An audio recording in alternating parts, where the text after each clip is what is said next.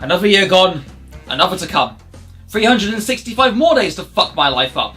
And you know what my resolution's going to be? I'm going to sit on my ass and play video games because I really didn't do enough of that in 2018. But I'm sure a lot of people did, and if you did, I don't blame you. When you look at 2018 overall, it was a pretty stacked year for gaming. Great AAA titles like God of War, Red Dead 2, Spider-Man, and fantastic indies like Dead Cells and Celeste. There was a lot for people to enjoy, however for me, I didn't really play too many new games in 2018. There were many I wanted to try, but never got round to it unfortunately, although if I did have to pick a favourite from the very few I played, I would say Spider-Man takes the cake. 2019, on the other hand, looks to be a year that piques my interest a lot more in terms of games, so I've compiled a small top 5 list to share the ones I'm looking forward to the most this year. Now, just one or two rules before we go into the list. First off, obviously, this will only include games that have been confirmed for a 2019 release. It does not have to be a specific release date, it can be just 2019 in general. So obviously games that I would love to include, like The Last of Us Part 2, Ghost of Tsushima, Death Stranding, I'd love to include them, but because they are not confirmed for 2019, can I put them on? Can I? Sad face. Secondly, most game releases are fair dues here, so the only thing I'm not going to include are ports. But other than that, remasters, remakes are all good. And finally, of course, this is only going to be games that we know about as of the end of 2018. So for example, I know Rocksteady Games, the developer of the Arkham series, are working on something which they're due to announce some point early this year, I think, I'm not too sure, but that may come out in 2019, but since we do not know what it is and it's not been announced yet, unfortunately, of course, that can't be in. But yeah, that's all there is, so without further ado, let's do the list thing.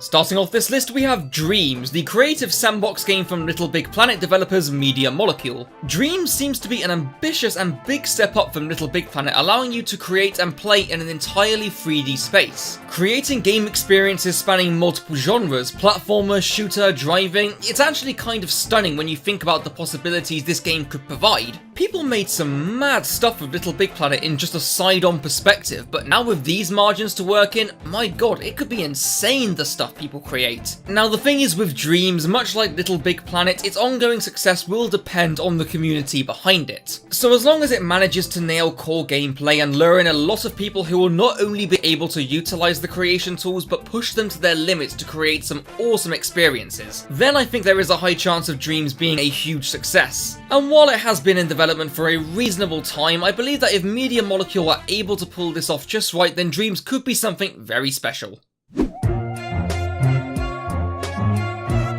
Nintendo may not be so good at everything, they haven't a clue how to run a business and they do not know how to make an online service worthy of your own goddamn money. But when it comes to the reveal of games, they do know how to tease their fans just right. They dangle hopes of a new Animal Crossing right in front of your face, only for it to be a smash reveal. Only to then straight afterwards reveal an actual new Animal Crossing. Same goes for when they raised our hopes with the announcement of a Luigi's Mansion remaster, only to then drag them back down viciously like cement boots in a canal with it being on the 3DS only. But Nintendo then did make me double take and make me smile with the reveal of Luigi's Mansion 3.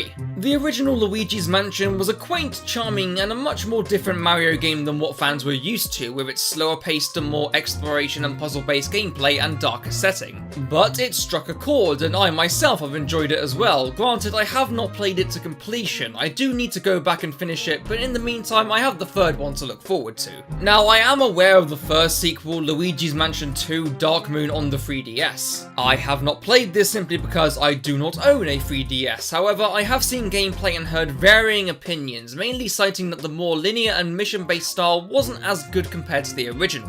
But from the looks of things, the third one seems to be returning to the style of the first, with more open-ended exploration, all set in a single location. Here's hoping that it manages to retain the quirky and dark tone of the original while innovating the gameplay to give us the best Luigi's Mansion sequel we deserve.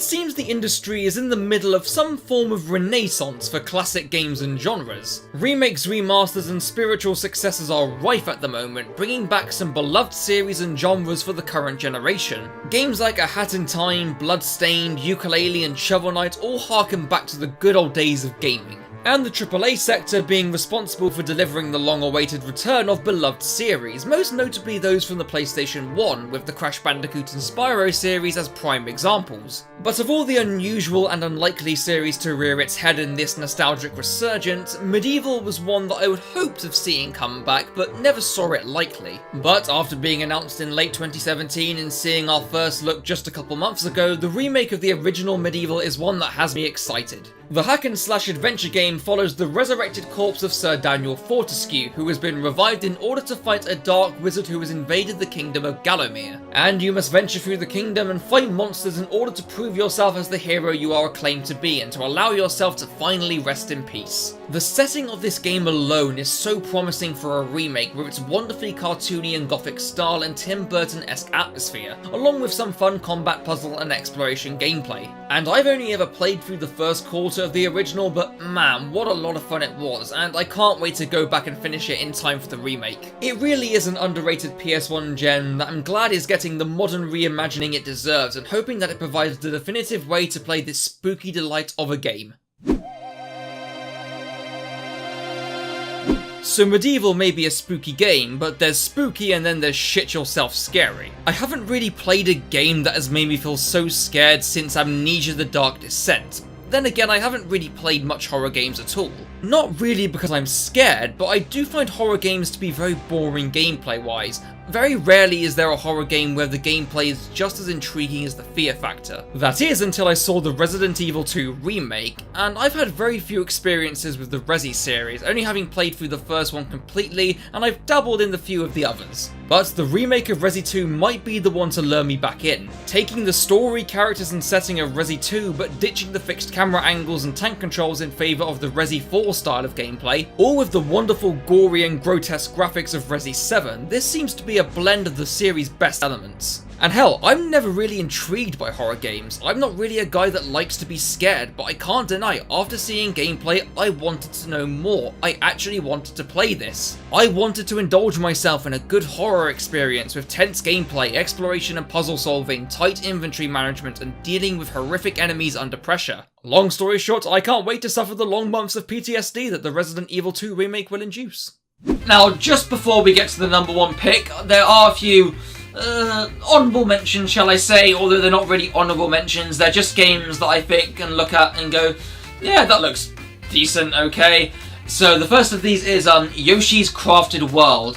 Now, this is a carry-on from Yoshi's Woolly World for the Wii U, and it looks fine. It looks nice, simple, fun, quaint little game. The gameplay looks fairly simple, but the aesthetic and the art style, you know, the cardboard paper drawing, it looks really nice. Much like how Yoshi's Woolly World did with its wool aesthetic. It was really good looking. But yeah, it looks like quite a simple game. It seems like the perfect game that you'd want to take on you for a long commute on your Switch. Just something that's not too strenuous, a nice, simple, relaxing little platformer game. It looks decent, I might check it out. Next up is Days Gone. Now, I thought this looked pretty decent when it was first revealed at E3 2016. I thought it looked decent at E3 2017. But since then, the marketing for it has been near non-existent. Like, Sony have almost just given up all hope. And to be honest, the less Sony cared about it, the less I cared about it. The more I watch it, the more sort of, you know, generic zombie game it looks. And that's not to say it looks bad, but it just looks a bit by the numbers. I might check it out, I might not, we'll see. Next up is Psychonauts 2. Now, this is a game I probably would be more excited for had I played the first one. I've seen gameplay of the first one, and I will admit it does look to have some really cool ideas and some awesome character designs. And of course, people who watch this channel know me, I'm a big fan of 3D platformers, and so I'm sure I would love the first Psychonauts. And I'm sure I'd love the second one, but again, the hype is sort of not there because, again, I feel like I should probably play the first one before this. But it still looks good, and I will try and make an effort to play the first one so that hopefully I can pick this up later this year. And finally, The Outer Worlds. This is the new game from Obsidian, the developers of Fallout and Fallout New Vegas. This was like the biggest fuck you to Bethesda, and it came at the perfect time. Like, not long, it was the Game Awards it was announced, and of course with recently Fallout 76 being the absolute train wreck that it is, this could not have been announced at a better time. It looks quite fun. It looks like a mix of Fallout New Vegas, Borderlands 3, and a touch of No Man's Sky in there.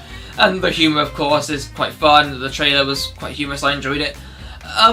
Again, I think this could be something quite nice. It could give the fans of Fallout a game that they've been hoping for, or at least a start of that game that they've really wanted for a long time. Better than anything that Bethesda could have come up with. But yeah, those are the honourable mentions, and so let's go to the #1 spot. Yes.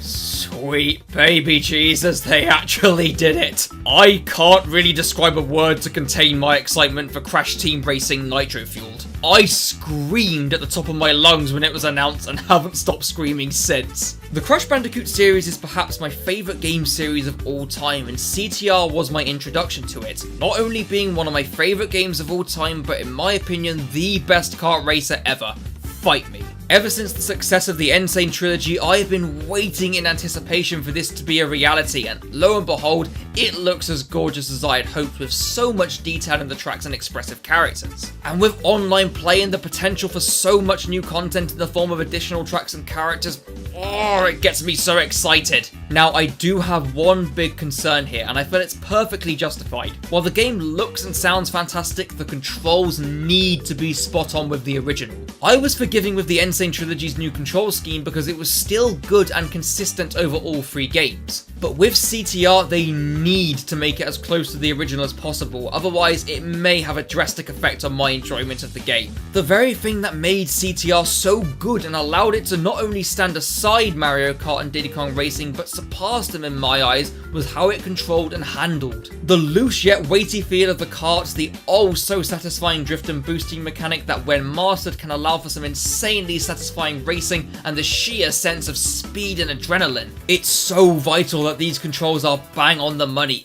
It was perfect in my opinion, and in order to ensure the success of this remake, they need to get this down. I know this game inside and out, so I will be critical of how they do this and just hope that they can manage to pull it off. Other than that though, June 21st cannot come soon enough, and I'm ready to hop online and wreck some scrubs with my pro level skills. Or alternatively have my arse handed to me by the loads of people much better than me, making me hide in a corner and cry. And that is my top 5 picks for the games I'm looking forward to in 2019. I cannot wait for the death warrant on my head, since I did not include Kingdom Hearts 3. I look forward to it. But yeah, please do let me know in the comments what your games of 2019 you're looking forward to. There are quite a lot that I'm not interested in, but I know a lot of others will be, so please do share below. And I hope to have a good year with this channel. I do hope to be more active here, since in 2018 I was very inconsistent. It was a bit all over the place. And I do hope to be upping the quality of my videos a lot more. I will be doing a short update video going out not long after this to explain what my plans are with the channel going forward and just how I'm feeling with things. But in the meantime, yeah, I'll see you in the next video. Feel free to like and subscribe if you feel like it. You're not obliged to, but only if you want to. Go for it. But, and yeah, no point in me going on. I'll see you in the next video. Happy New Year and have a good 2019. Bye.